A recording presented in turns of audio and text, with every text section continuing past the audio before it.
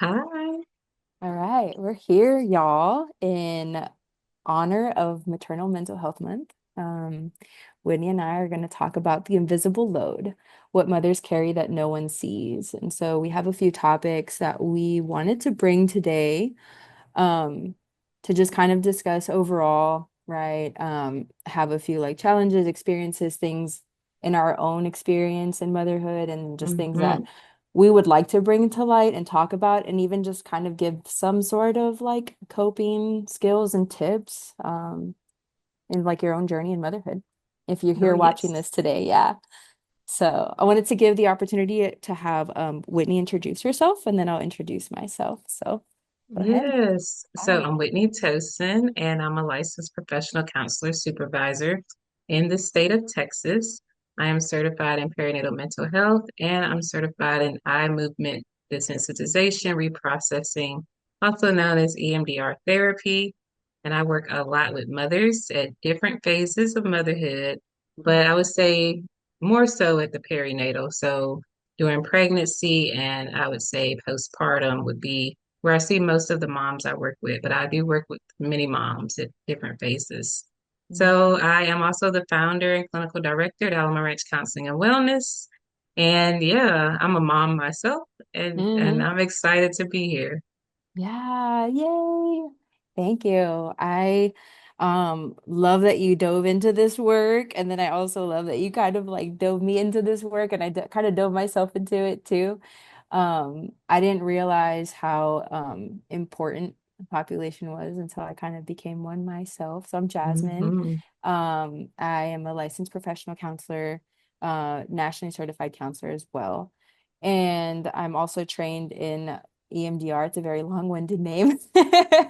EMDR and DBT, dialectical behavioral therapy, basically just like really focuses on emotions and how to change them and manage them a little bit differently than we usually do. I've been with Alamo Counseling since 2022. It's going to be my third year Hmm. next month. Crazy. It So, is crazy. yeah, I just became a mom last Halloween. That was a a life-changing moment. It's Literally Halloween. yes, literally Halloween at 4:30 in the morning. Wow. The sweetest candy ever. She's awesome. So she's almost 7 months old. It's crazy how fast time goes.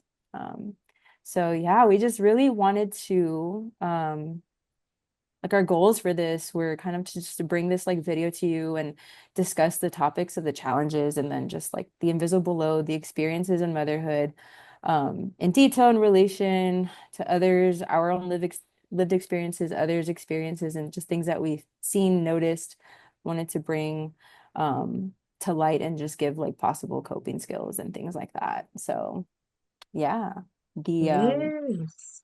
Oh, the sorry. first no, you're good. The first topic that I feel like we both wanted to like really touch on was, the unrealistic, sometimes our unrealistic expectations and the internalized pressures that we might have, right? And so Hmm. this thing would really address like deeply ingrained um and often invisible standards that mothers try to live by or live up to, whether it's self-imposed, cultural, or it's like a social thing.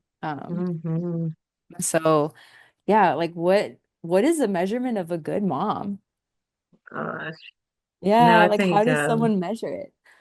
yeah, that's a question that I find myself asking a lot of my clients because, especially like for the newer moms, I find that many of them, like they have this expectation before they become a mom. And then once they are a mom or a mother, something shifts. And they still have the expectation, but it kind of, for some of them, it goes into overdrive. And somehow their mind tells them at the end of the day, they're a bad mom. And it could be something as, I don't want to say small, but something as forgetting to do something. It can be something where maybe I elevated my voice at my child. It could be, yeah, it could be a multitude of things. And the conclusion is, I'm a bad mom because of that. And so, yeah, I would say that's a question that I ask a lot of mothers to kind of get them to process and explain to me, like, where did they learn this? Like, where did you learn that if you did Mm, this or you didn't do this, that equates to you being a bad mom? So I can't answer that question. Thankfully, I would say doing some personal work, I recognize there's no perfect mother. I think all moms are good, especially the ones that show up Hmm. in our office or any therapy office. To me, that's a sign of a mom that is intentional. A lot of times they come with anxiety, so I know it's the flip side of the coin, but they show up and they have these intentions of doing good and doing right by their kids. So if I had to do any measurement, I would say the moms that are trying their best, and it may not be going to therapy. It may be, I'm just going to apologize because I didn't get this right. They have that awareness and they're trying to do something. So those moms, I would say, if I had to measure anything, but I couldn't judge. I couldn't be that judge. But that's my take. I'm getting a little long-winded, so I'm gonna pass the ball back to you. Yeah. How do I you love respond to that? I love what you said. I think to that token, what was coming up with like my thoughts when you were like explaining was just I try to just say like the fact that you worry about being a good mom makes you a good mom. Hmm. Like I love how you said like when you show up with the intention, even when you're like tired, anxious, not feeling like 100%. Yeah, and like really doing the work, right? Like moms who are trying to do the work, definitely.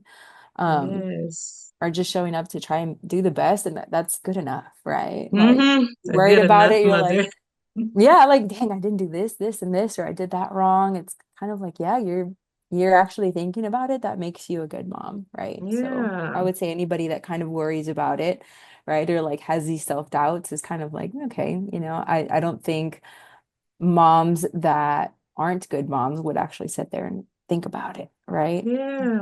The But fact that you care. exactly, right? The fact that you Yeah. care makes you a great mom. I like that.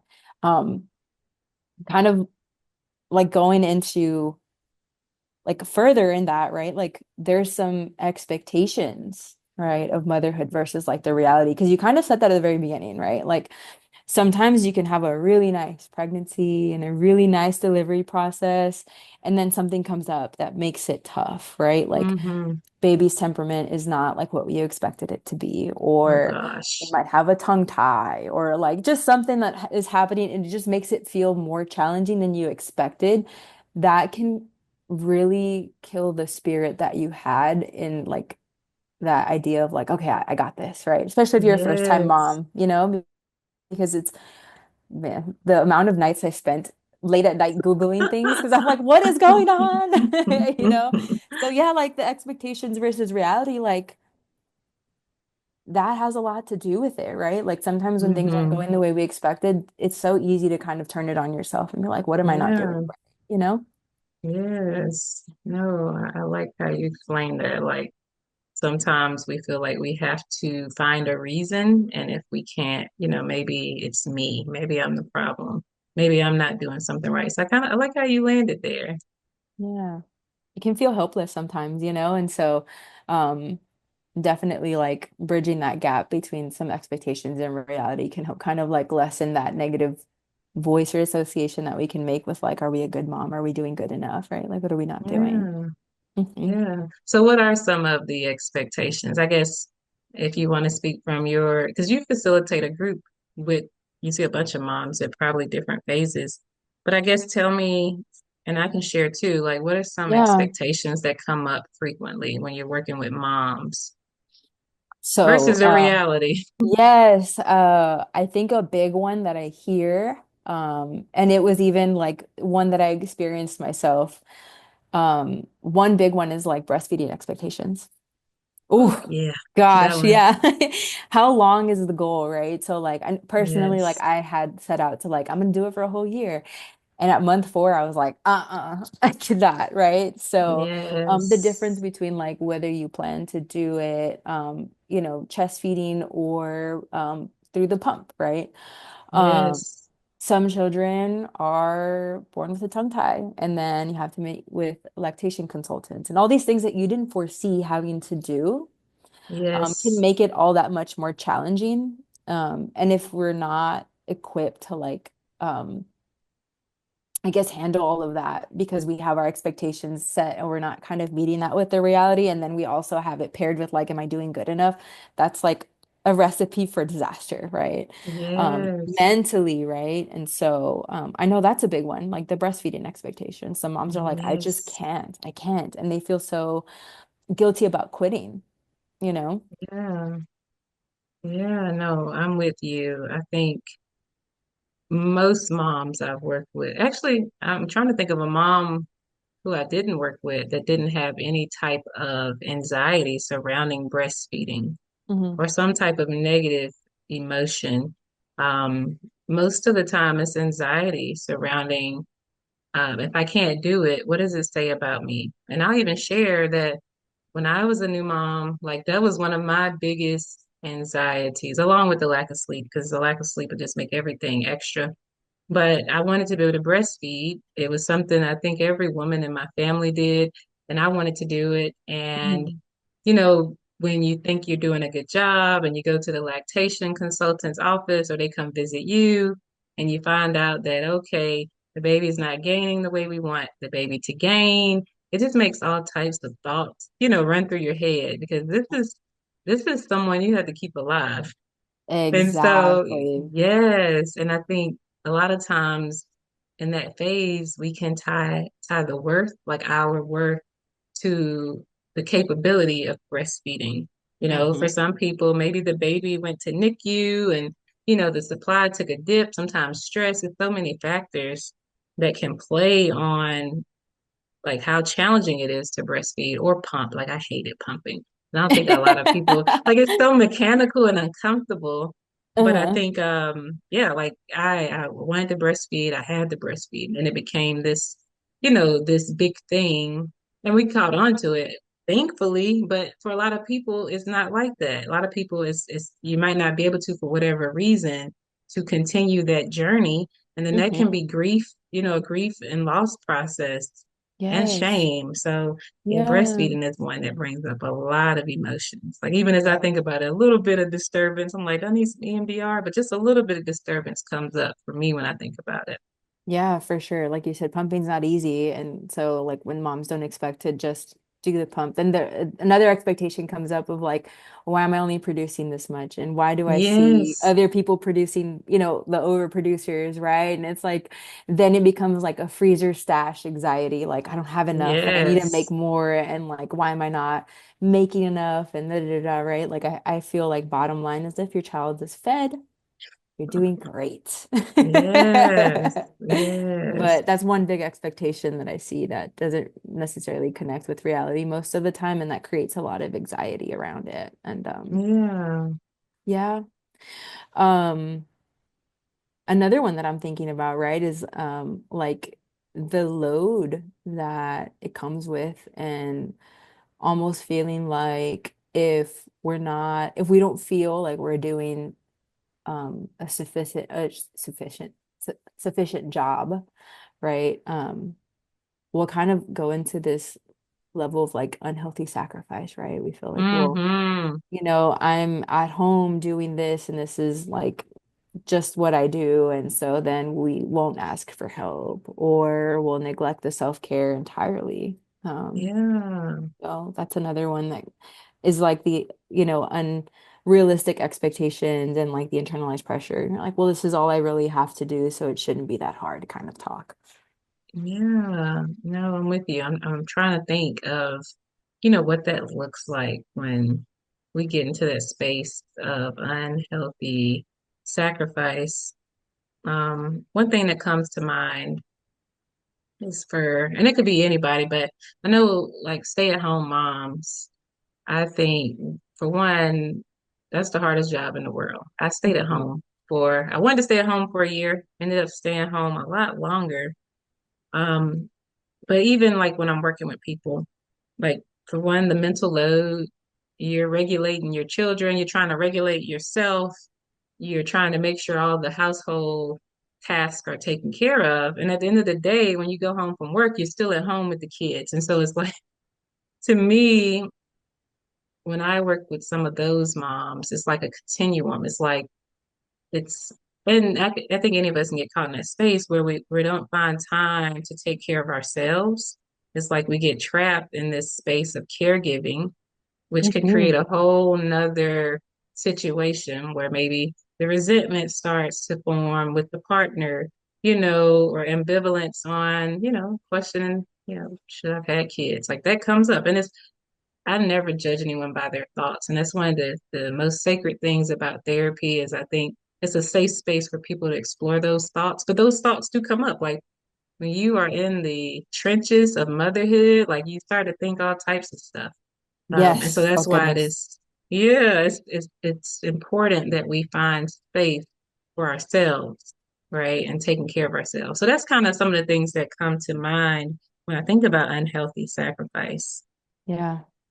Kind of like Yeah. going into like the identity and like the role shifts Hmm. that you can experience in motherhood, right? And like I like what you said, like not judging anybody by their thoughts, because I think our thoughts can really bring out what is happening under the hood, right? Like if the car, like something in the car is not working right, we pop open the hood and we're like, okay, what is happening? Like what is going on, right? And Yeah. so sometimes, right, when someone is having that maternal ambivalence, right, where they just sometimes don't want to be a mom because they're just like mommed out, right? Like it's a lot. It's a Hmm. lot of load that you carry, and that feeling really sucks, right? Yeah. Because yeah, like my baby's my whole world and like honestly makes me so happy, but sometimes I'm just like, girl, like why are you crying? You're fed, I'm playing with Yes. you, what's going on? Right? So sometimes I really feel like I just want to throw in the towel, but that's not exactly what I want to do, right? Yeah. But it just makes me feel so terrible. And you brought up the word resentment because like sometimes I'll feel resentful at the fact that like I'm in this new role, right? Yes. Because it's like you have to wear so many hats, and I feel like with that too, um, it comes like a loss of autonomy Oh that gosh. comes up. And although, like, yeah, you're like, oh, this is the best thing that's ever happened to me, feeling like when you kind of go through it, you have like this unhealthy sacrifice. You don't like you neglect your self-care. And then on top of that, like you're sitting with the identity shifts and like the grief of like our old lives. Like it's Oh so easy yes. for all of this to kind of come up, right? And it creates this like resentment towards the whole thing when you don't really feel that way. It's just kind of like because you've been neglecting the self-care, it comes up a little bit faster. Yes. No, you're spot on. I think a lot of times when I sense resentment with myself or clients, it tells me that there's an unmet need. Yeah. And to tie it into the self-sacrifice, sometimes it's the unmet need that, we're not giving ourselves, like we're not attuning to ourselves. It could be, I just need to go on a walk to get out the house, can you watch the baby? Or, do I have a support system, which is a whole nother topic. But it's Yes. telling us that Yeah. there's an unmet need. And I think it kind of makes me think, and I'm not trying to shift, but when I think about like the caregiver nervous system and Yes. how anytime you're going to be around that baby, your nervous system is going to be online and it's going to be, even if not aware of it, like it's looking for threats, it's looking to make sure baby's okay, like it's functioning to make sure everything's good with baby, right? And you feel it all. And so that's why it's super important to make sure, if you have support or even if the baby's napping. I never like when people say sleep when the baby's sleeping. Until I realized like I should have slept when the baby was sleeping. But you need to take breaks because that nervous system, even if you're not aware of it, it's working. You're working, and that's going to add Yes. to everything. So Yeah. yeah, that's some of the stuff that comes up when I hear, talking about the sacrifice and resentment. Like those are some of the things The that identity come up. shifts and the ambivalence, Yeah. right? Like it's kind of like warning signs, or it's kind of like the engine light turning on, right? Needs an oil change, or like something's happening. And Yes. if we're not stopping to check, eventually the car is gonna break down, right? Oh gosh. Yes. So if you Yes. have that support system, right, lean on them, create those boundaries, right? Like another thing I'm thinking about is like, what's a day that you have for yourself, right? Or like, what's a Hmm. hobby that you can still engage in, even if it's freshly postpartum, something that, you take time back for yourself, you're taking care of yourself. Because before babies can regulate, they need to co-regulate. Yes. And if we're not regulated, like you said, your nervous system's always working if you don't give it a break or if you don't kind of like refresh, refill your cup. they can't regulate when you're not regulated, right? Because it already Hmm. comes with so much, right? Like you're sleep deprived, you're Oh anxious because gosh. it's just something about giving birth like just changes the wiring in your brain, right? Like you Hmm. sleep and you're just always on, right? You're like even more protective than you already were, even more anxious than you already were.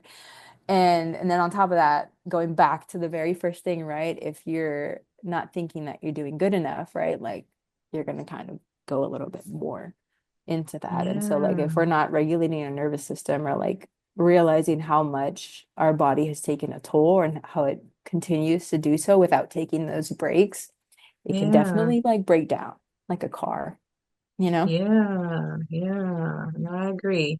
So I know at some point we are going to share like some things people can do, but when you say like take a toll and break down, it makes me think of like the trauma part, like just your body, what it goes through, to give birth, like the Yes. things that change. Like you talked about how, our mind, our brain, like neurologically, biology, like everything is changing. Hmm. And it happens like it happened, I don't want to say abruptly, because 9 months, 10 months, however long, like it's happening, but like it seems like when Gradually. yeah, Yeah. gradually, but when like after you had a baby, it just seems like everything just comes all at once. It's like, oh, baby's here, going home with the baby. Yes. So it's like Yeah. it's this build up and then it happens and it's like okay, we gotta figure it out. So, Yes. but Yeah. yeah, I guess from your lens and maybe like even if it's like a trauma therapist perspective, I guess what are some things that I guess maybe could create like where some people may find giving birth traumatic or birth trauma or becoming a mom a traumatic experience.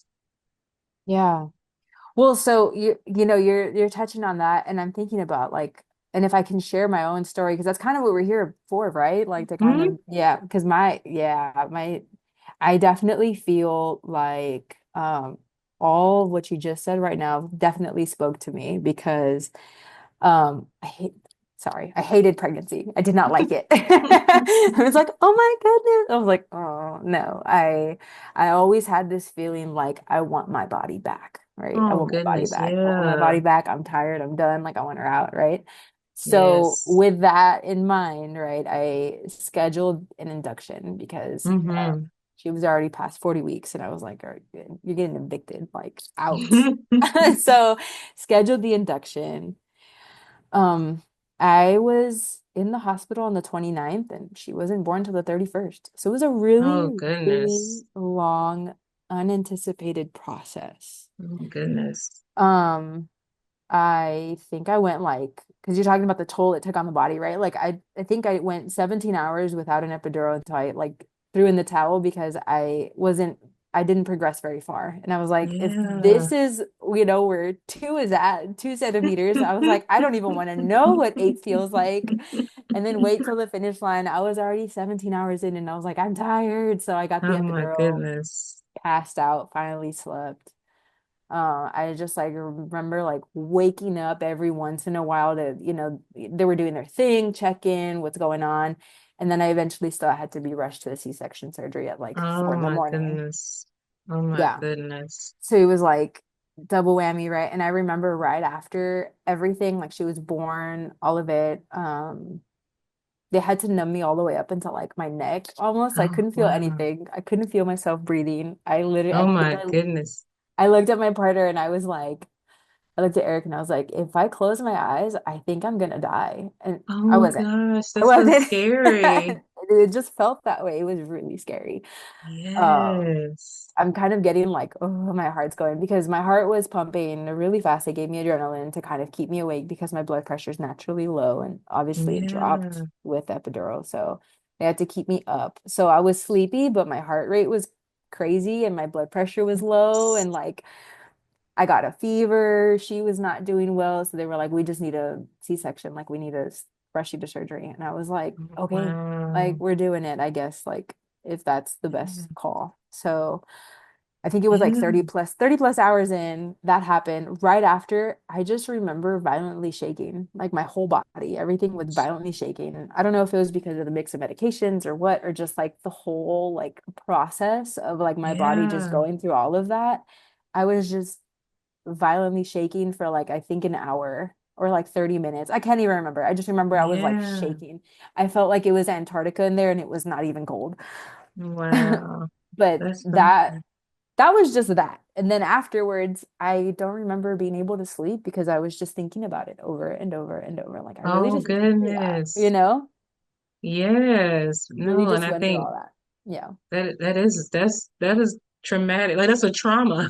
Like your body Yes. went through all of that. And then I think the unexpected, like you never know how birth, labor and delivery, like you have no idea how it's going to go. And that's the part that can add that layer of anxiety.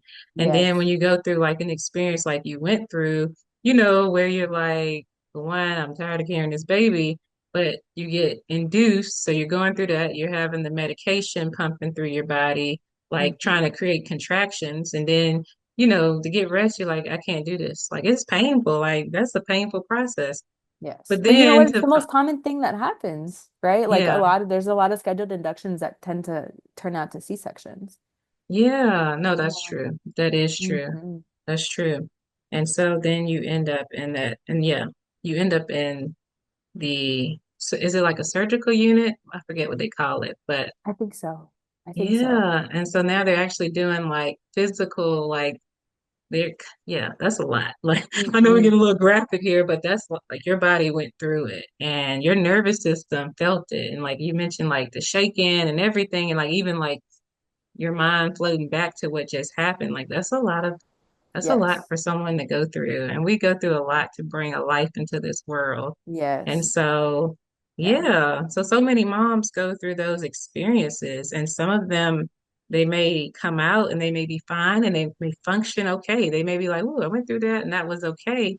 But then you have some that went through that and they're like, no, something's wrong. So when you Yeah. mentioned like, you know, not being able to feel in control of your body, like some of those experiences, like somatic or even like depersonalization, where we're going through certain experiences, we can feel maybe Yeah. disconnected. Now, for you, if you had the medication, but it could have also been like for some people, like just your mind trying to make sense of it all and like start to Yeah. feel not connected. Like all of those things are so uncomfortable. Yes. And Wow. another thing that's coming up is like I remember either having nightmares, right? Oh yeah, that's a Like good. That's a the nightmares, I remember telling Eric, I would wake up and be like, I had a nightmare that like I had passed away. This didn't happen, right? But I had passed away at the hospital and you were a single dad, because yeah. just that feeling of like I'm gonna die, like it was intense. And then I was afraid to That's sleep afterwards because of the C-section cut. And I didn't want to like yeah. fall asleep like finally let my body rest because I was so tired. I didn't want to fall asleep and then accidentally roll or something. And I was sleeping at an angle. I didn't want to like roll off of the pillow and then like cut it open and like have to go to the emergency room. Yes. So I couldn't really sleep either because I was so nervous, Yeah, you that's a know? that's a really good example of trauma, right? PTSD. Yep. Post-traumatic stress, like the flashback, the nightmares, like to the event. Hmm. Like, yeah, like that's a hallmark signature. And so, yeah, a lot of times people go through those experiences and they may not have that insight and awareness that, okay, I'm experiencing this right now. Yeah. Wow. Yeah. So I guess since we're on birth trauma, maybe we should shift, but I guess and we're going to get Hmm. to, maybe we should wait till the end to talk about some solutions, or maybe not solutions, but things people can do. But since we're on that, I guess what would be some things you would encourage people to do if they found that they had an experience similar? Like even if it wasn't a cesarean birth, I've had people that had found out that they had an unwanted episiotomy or a pelvic check. It could be anything that can make us like we could feel like a threat. We could be Yes. traumatized from that Yeah. experience, Hmm. So I guess what are some things that you would want to share for people to maybe consider if they ever found themselves in those situations? Yeah, definitely. I love that question. What I did, or what I would also just recommend too, because I do what I recommend, right? Is I definitely got a therapist and talked it Mm-hmm. through, was trying to like reframe things, right? Also, again, like, um, remembering that when I'm experiencing these like nightmares or like spacing out to think about it, because it still happens every once in a while, I'll think Yeah. about it, right? Because I mean, your recovery from that happens up to like a year, 2 years postpartum, right? So like Hmm. any little like sensation I get, I'm like, oh my gosh, like, and it kind of brings me back. And so I, try to tell myself like I'm just experiencing this, right? Like it's something that Yeah. I'm experiencing. It's not something that's actually happening.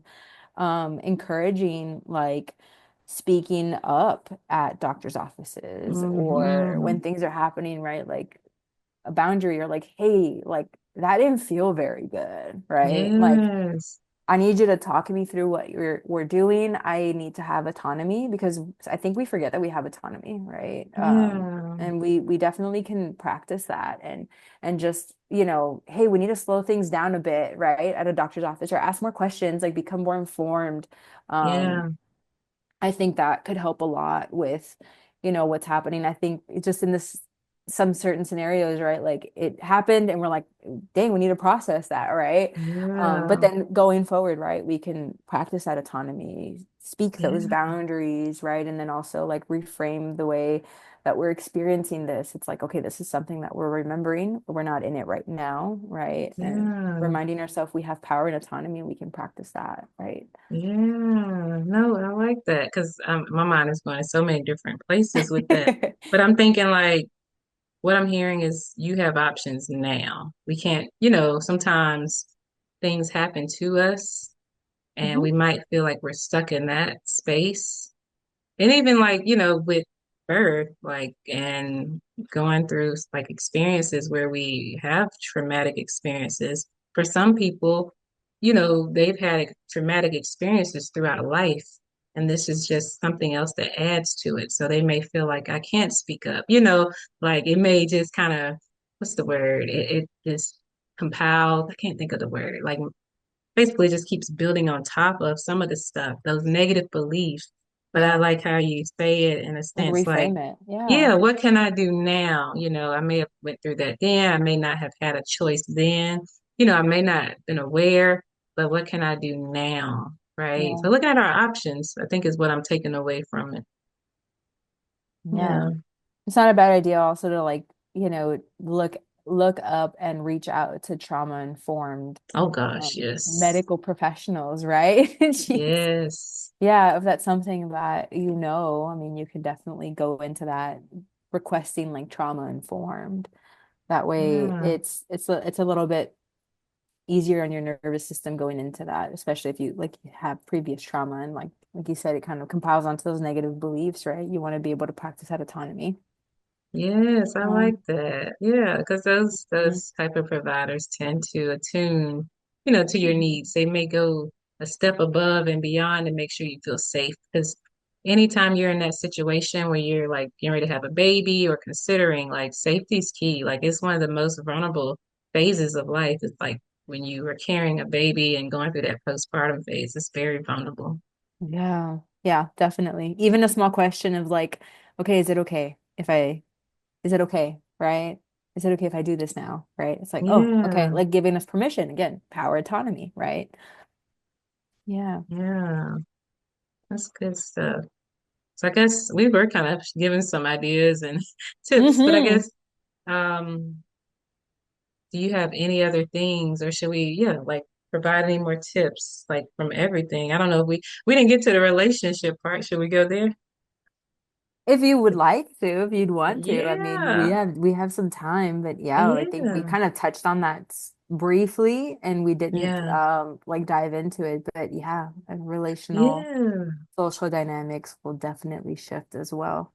Yeah. So I think after having a child, that was probably one of the most challenges times Hmm. in my relationship. And I think that's actually is very common. So I think Hmm. John Gottman, I want to say, I don't know if it's like marital, and I'm sure that applies to non-married couples, like how relational satisfaction dips tremendously after you have the first child. Hmm. Um, and it can last up to like 3 years, like if it goes unchecked.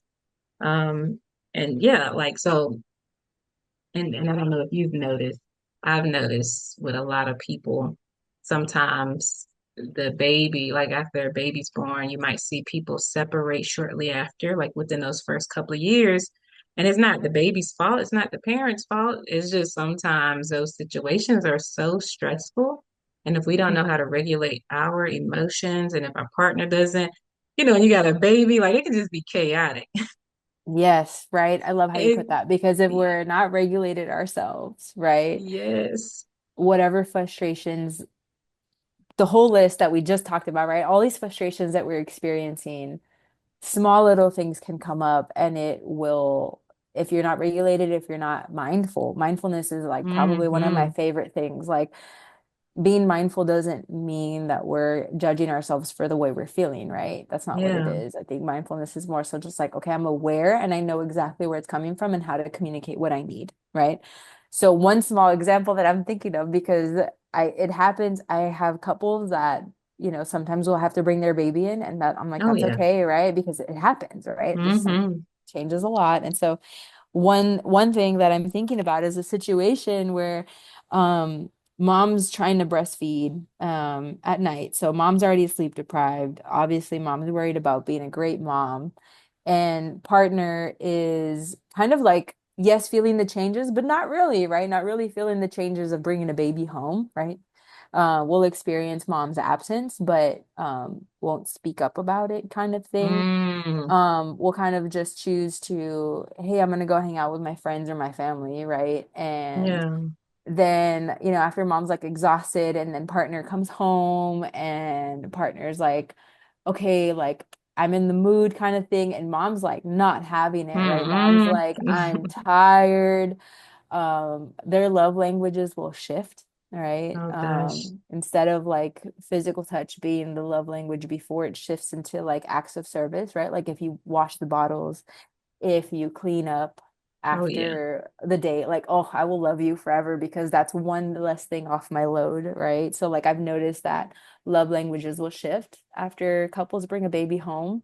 And if they're not attuned to that, it'll definitely they'll clash, right? Because mom starts Yes. to think you don't care about me, da da da, when it's not really that, right? It's what's underneath and what's not being talked about, what's not being checked, and things Yeah. are not shifting, right? So relationships are able to mold and change, right? As long as it's happening Hmm. where both partners are happy, right? Like, Yeah. um, so that's the importance of like couples counseling and like talking about the shifts of bringing the baby home. I think Gottman has like a section about bringing baby home, right? Like what changes, Yeah. what has to happen. But that's kind of what I've seen when it comes to like relational dynamics. Yeah. No, you're Mm-hmm. you're you're spot on. Um, I'm thinking about the unsaid expectations, Mm-hmm. meaning, we didn't talk about things. This is just an example. Me and my husband, we did Yes. get the Gottman Yeah. book. Thankfully, I mean, we still need help. Mm-hmm. But you think about, sometimes when we're in relationships, we may not think about that next step. So if we become parents, Mm-hmm. some things do take priority. Some things will shift. And so when you mention like maybe physical touch may go down on the priority list, a lot of Mm-hmm. times, especially in the early like phases of postpartum, we talk about that nervous system, like we're in survival mode, like we're trying to keep a baby alive. And not saying partner And isn't our either. hormones. Oh, And and our the hormones hormones. just Oh gosh. Yes, that too. So it's like all this stuff comes crashing down. And the partner, if it's dad, mom, whoever the partner is, they're having their experience too, though. And a lot of times, they may feel guilt. And like you mentioned, yes. they may go rely on friends because I don't want to be a burden. I don't want to make things more difficult. But this may be a time where mom is seeking, that additional support, and may perceive that as abandonment. And so Yeah, it's like the lovely. nervous system's already overactivated. And the last thing, what you're thinking about last is reproducing and having sex. When your Yes. nervous system is in that fight, flight, freeze mode, like that's the Hmm. last thing we're trying to do when we are, in a space where we're hypervigilant or shutting down. And Yeah. so it's very important that partners seek to find, safety, like what feels safe to you now Like what makes you feel supported and loved now? Because yeah, it will shift in some ways. Yeah. And it's not like that forever, right? And I think Yeah, we forget that. It's not like that forever. It's maybe just, we'll have to find different ways to connect and find intimacy.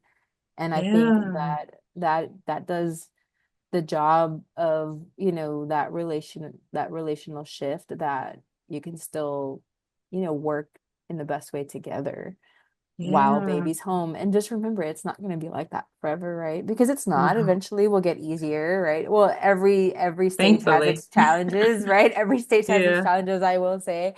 But it doesn't stay that way forever. And the better job couples can do at like regulating themselves and co-regulating and like being support systems, I think the better outcomes, right? yeah, for Talking them and the baby. Yes, for them and the baby, right? Talking about that in therapy or even just bringing that awareness, right? Or taking those next steps can definitely be helpful. Another thing that's coming up is like some couples don't have family. They Oh don't, and my. they don't have that support system, right? They might have friends or like a sitter that they know or things like that. But like, for example, like my family doesn't live in the city. They Yeah, live about 3 hours away and I see them every so often, but I, don't feel like I have, hey mom, can you just come watch her for a bit so we can go out on a date night? yes, I can't do that. And yes, that makes the relationship that I have um, that much more important, like to keep that as healthy as possible because like that's yes, my person of support. yes. That's And a if secure base. if both of our cups are filled, then we're gonna do just fine. And we have to kind of like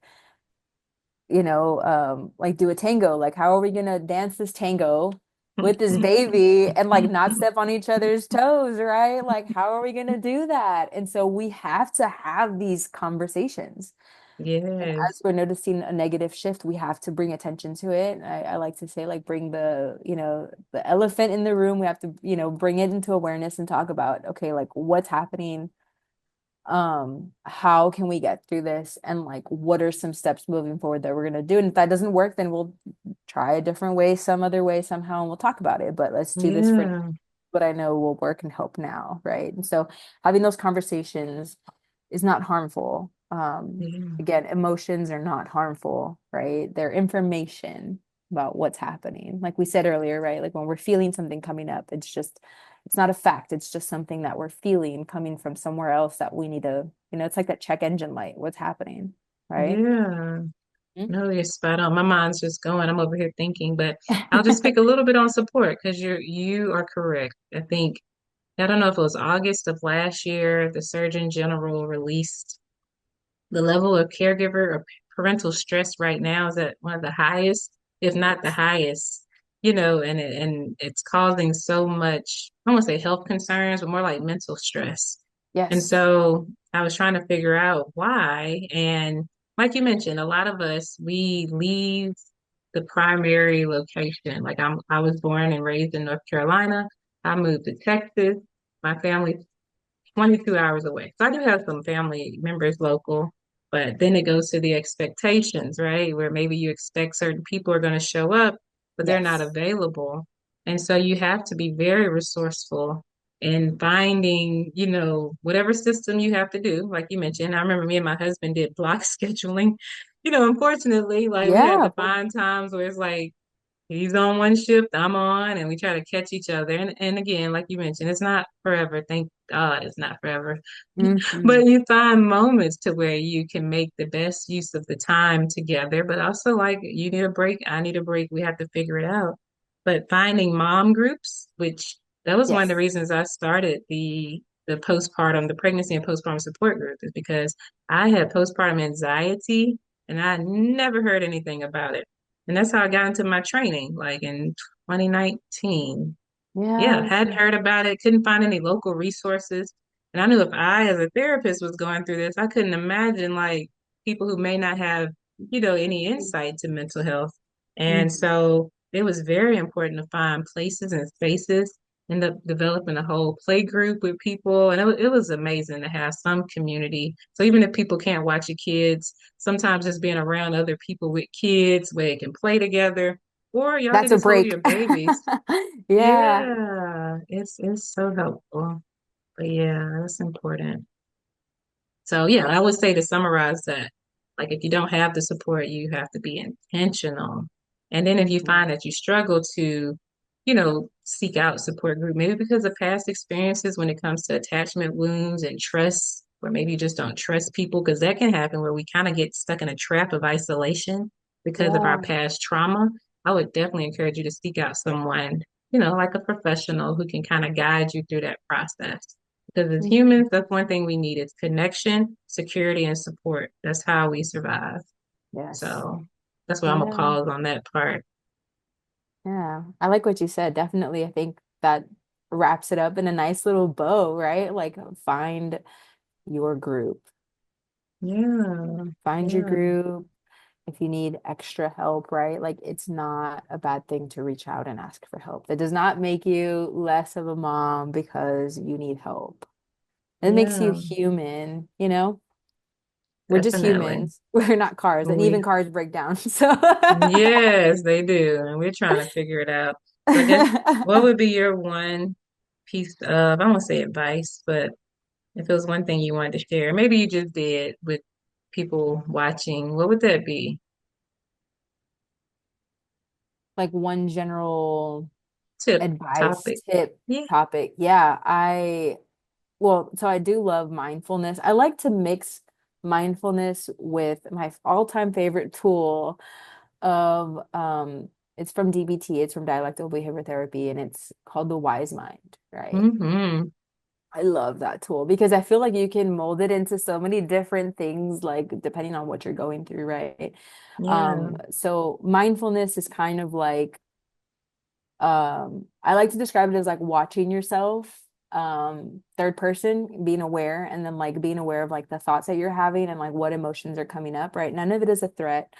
Um, they're just information. It's just information about what's happening. It's information about how things have happened in the past and how you're interpreting things now, right? Hmm. And we have the power to change them. And the best thing that I like to discuss is like, okay, if we're aware of our three, we have a three-part mind, right? We have an emotional mind, we have a rational mind or a logical mind, however you'd like to see that. And then we have right in the middle where they overlap is the wise mind, right? And so Hmm. emotionally, so many things are happening, right? Like we're sleep deprived, like all these things are happening. We're angry, we're frustrated, and all of this is happening, and we might act impulsively and we might not think things through.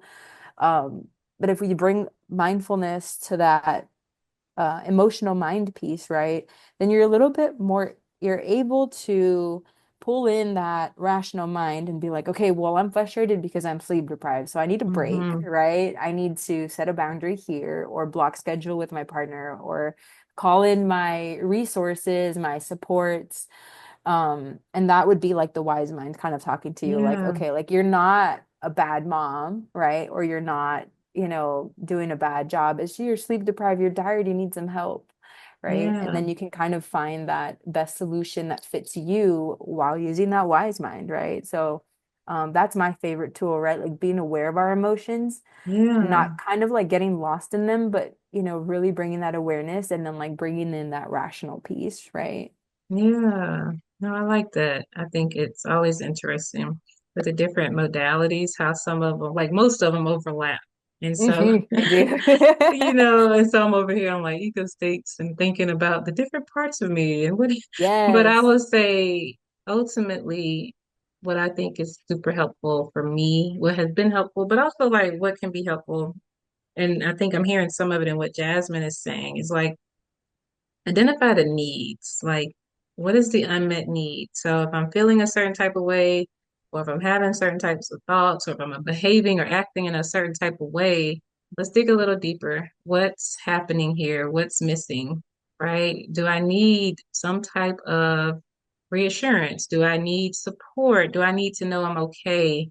Whatever it may be, like identify what it is you need right now. Okay, Hmm. and try to figure out how you can get those needs met. And some things are beyond our control. but what can I control now? What are my options now? But I do think a lot of times, yeah, I would say what comes up as a need, because I think a lot of times in that phase, there are a lot more needs probably than normal, and that's okay. It doesn't mean you're a burden. It doesn't mean you're doing anything wrong. Yeah, so more self-compassion. I think Yeah. that's all I have. Find your secure base. That would be the Yeah. last piece. Find the people who will show up for you, who love you with your mask on and with your mask off, because it's going to be a lot of mask off, mask off in that phase. Like Yeah. it's a vulnerable phase, and that's okay. So find the people who are going to love you regardless and support you. So, Yeah. Yeah. People that will really see that invisible load, right? What mothers yeah, carry that no one sees. yes, Yeah. Love that. Yeah. I want to thank y'all for joining us for Maternal Mental Health Month. yes. Thank Yeah. you. And thank Bye you for bye. watching if you got this far. I know, right? It's a lot of information. Reach out Yeah. to us if you have any questions. Mhm.